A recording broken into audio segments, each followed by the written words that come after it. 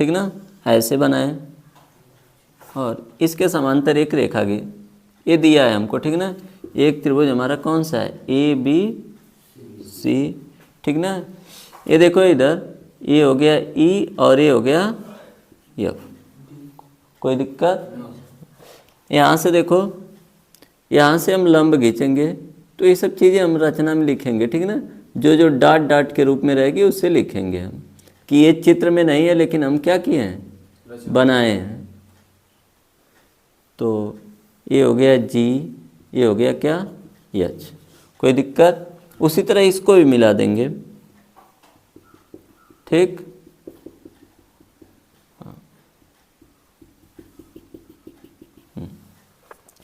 तुमको एक बात क्लियर होनी चाहिए, ये प्रमेय तुमको बहुत आसानी से समझ में आएगी, सिर्फ ध्यान से देखना है, ठीक ना। लिखना उखना बिल्कुल नहीं, बस क्या खाली क्या करना है, देखना है। देखो हमको सिद्ध क्या करना है, समानुपातिक प्रमेय है तो भुजाओं का अनुपात क्या होगा, समान। तो ये सब हमको खुद लिखना है, ठीक ना।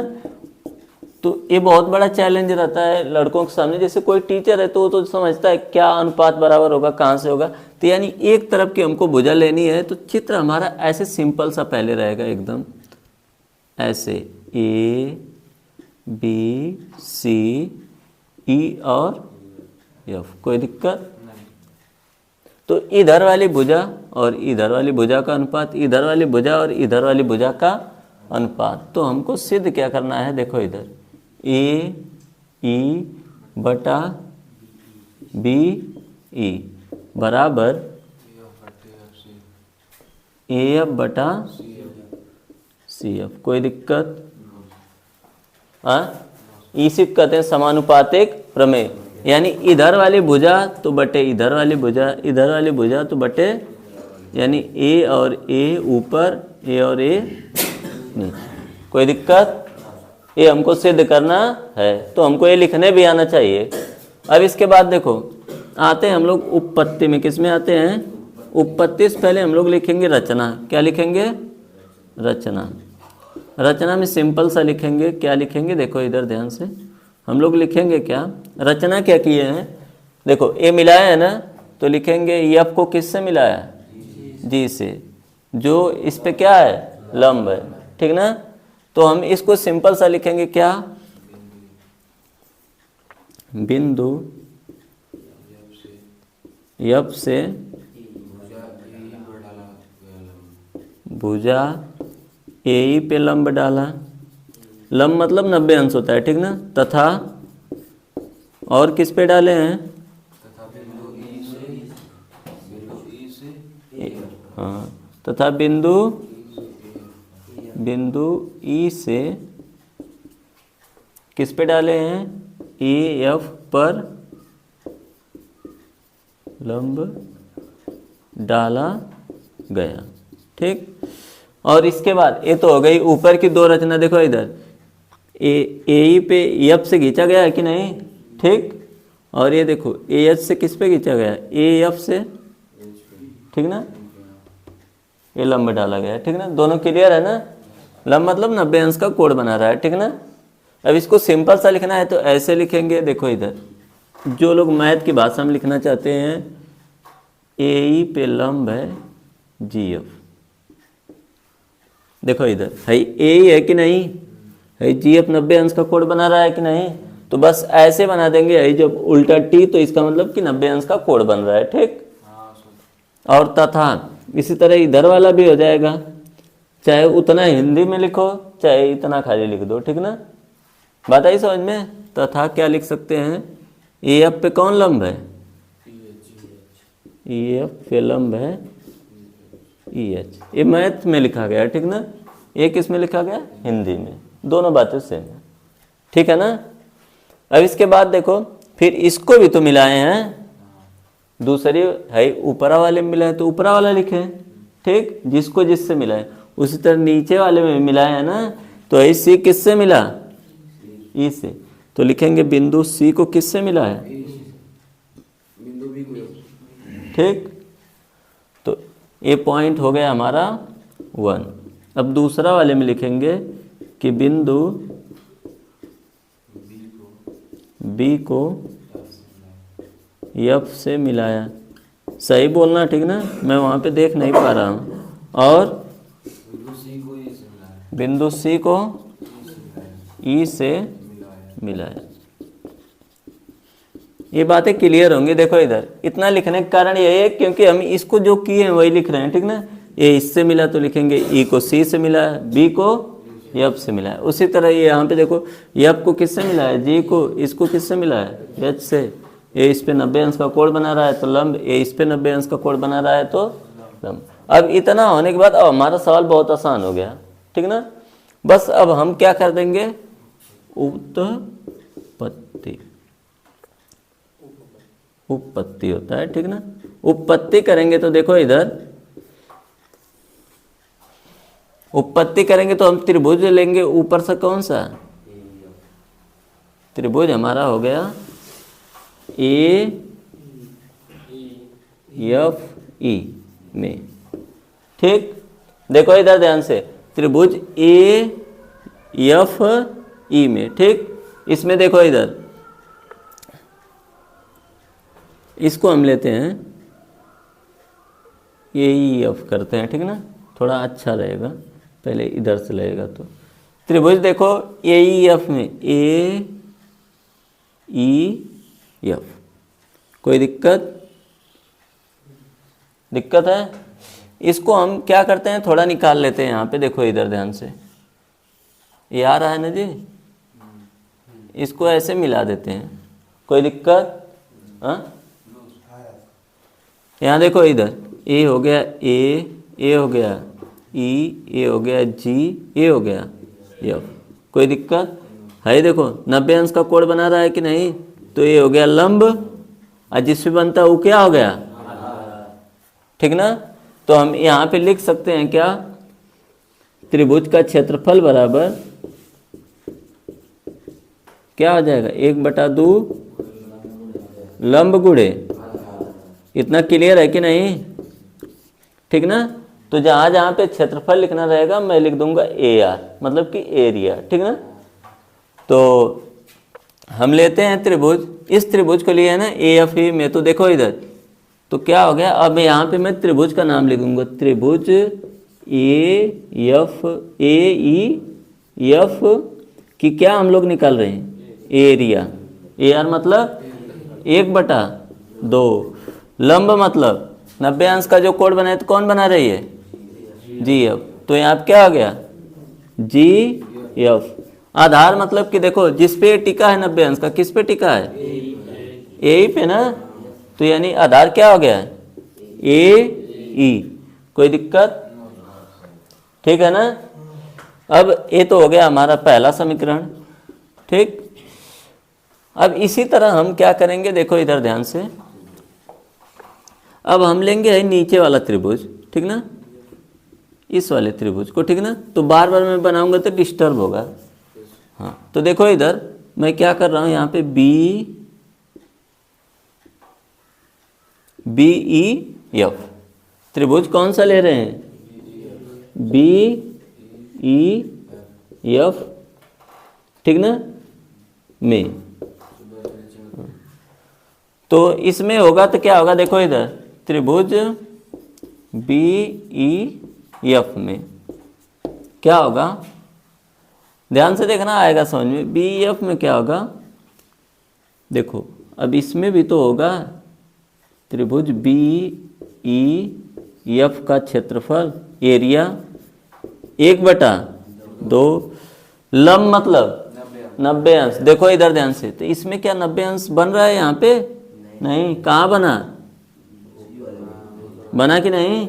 तो यानी हमारा असली लंब कहाँ है, यहाँ पे, यानी यहाँ क्या हो जाएगा, जी एफ। समझे कि नहीं, लंब मतलब कि 90 अंश खोजेंगे, तो 90 अंश तो है नहीं बना रहा है, कौन बना रहा है, ए। तो असली ऊंचाई ए है, ठीक ना।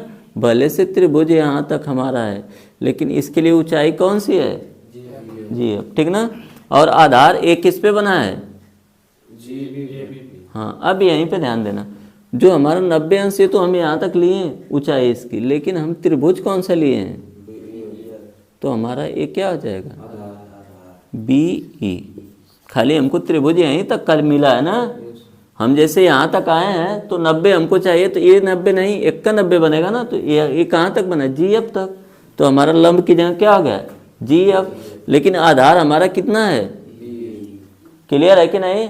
थोड़ा सा तुमको कंफ्यूज कर सकता है कि सर जी त्रिभुज BEF है, कौन सा है, BEF है, तो लंब क्यों इसको ले रहे हैं, क्योंकि असली ऊंचाई इसकी कौन है, GF है, ठीक ना। 90 अंश का जो कोण बनाएगी वही इसकी असली ऊंचाई है।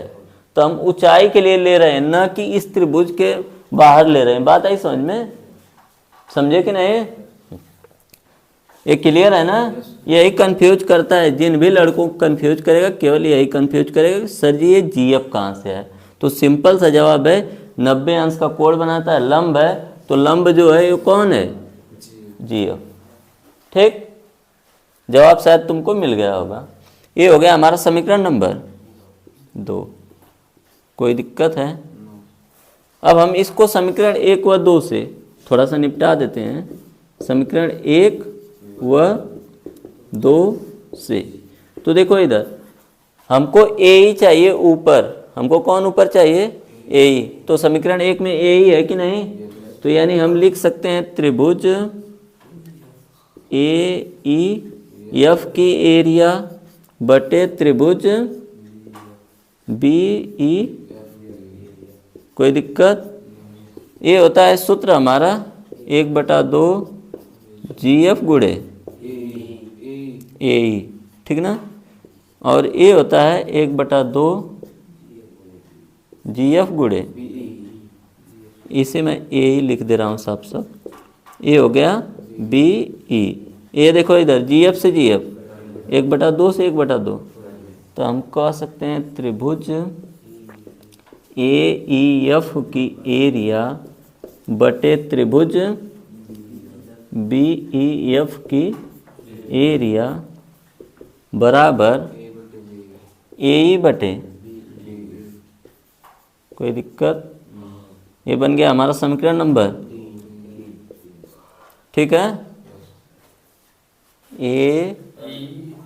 AFE में, ठीक। इस वाले त्रिभुज में देखो AFE में देखो लंब है कि नहीं, ठीक ना, आधार है AF।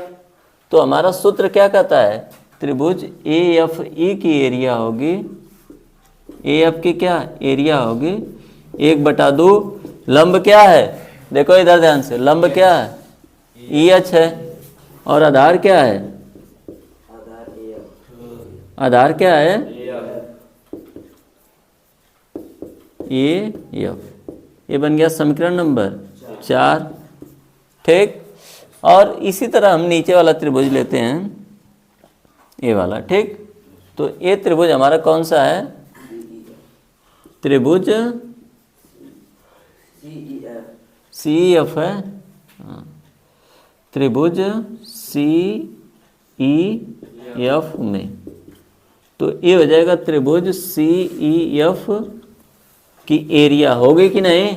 त्रिभुज CEF की एरिया क्या है, देखो इधर ध्यान से, अभी यहाँ पे देखो CEF, ठीक ना। तो हमारा यहाँ पे देखना ध्यान से, आधार तो हमारा C से F तक है, लेकिन इसका लंब कहाँ पे है, ठीक ना। ये त्रिभुज यहाँ पे जाके मिल रहा है कि नहीं, तो इसका लंब कहाँ गया है, EH। 90 अंश का कोण यही बना ना, तो आधार हमारा ये हो गया EH, और ये क्या हो गया CF। तो हम लिख सकते हैं 1/2 EH गुणे, होगा कि नहीं, ये समीकरण नंबर 5। अब हम यहाँ पे लिख सकते हैं समीकरण 4, नहीं रुक जाओ थोड़ा सा, एक चीज जानो तुम सब, ठीक ना, उसे बाद में लिखेंगे, थोड़ा सा उसे देना। एक छोटी सी प्रमेय है 9 में, ठीक ना।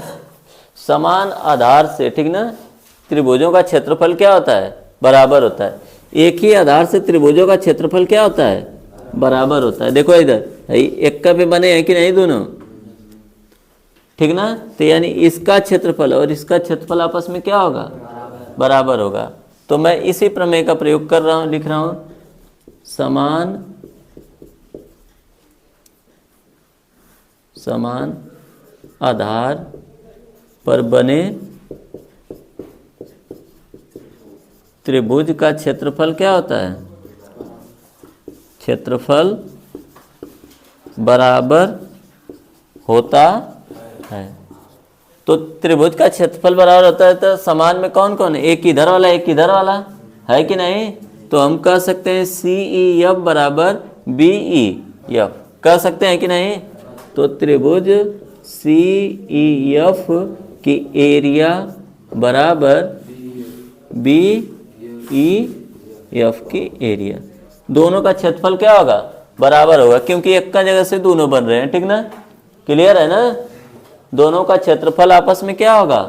बराबर होगा, क्योंकि एक का जगह से दोनों। देखो ये भी जाके EF से मिल रहा है और ये भी जाके किससे मिल रहा है? EF से। बात आई समझ में?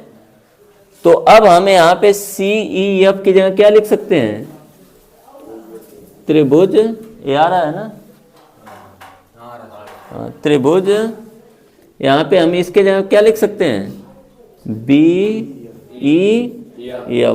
की एरिया। यहाँ पे इसको, इसके जगह पे इसको हटा के क्या लिखेंगे? BEF की क्या एरिया बराबर 1/2 EH गुणे CF होगा कि नहीं? CF, ठीक ना? ये समीकरण नंबर क्या हो गया? 6। अब देखो इधर समीकरण 4 व 6 से, ठीक ना? अब हमारा लग जाएगा। यहाँ पे देखो मैं लगा दे रहा हूँ समीकरण 4 व 6 से। समीकरण 4 व 6 को लिखते हैं। देखो इधर समीकरण 4 हमारा क्या है? हमको ऊपर क्या चाहिए? AF। हमको ऊपर, हाँ इसमें AF है, तो त्रिभुज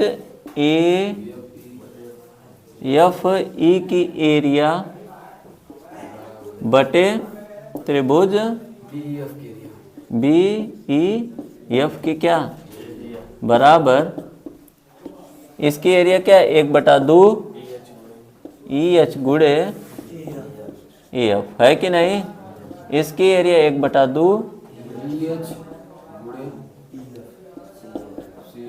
CF है कि नहीं? एज से तो हम कह सकते हैं त्रिभुज AFE की एरिया और त्रिभुज BEF की क्या एरिया बराबर AF बटा CF होगा कि नहीं? अब देखो इधर है समीकरण 3 और है समीकरण 7। बहुत ध्यान से देखना। 7 देखो दोनों में है, दोनों समान है कि नहीं? जब दोनों समान तो दोनों कट जाएंगे या हट जाएंगे। तो हमारा इधर क्या है? AF बटा, और इधर क्या है? हो गया कि नहीं? तो हो गया तो हमारा सिद्ध हो गया कि नहीं? तो हम लिखेंगे समीकरण 3 व 7 से तुलना करने पर क्या होगा? AE बटा बराबर AF बटे CF। ये हमारा प्रूव्ड हो गया कि नहीं? कोई दिक्कत किसी को? ठीक है ना? हाँ।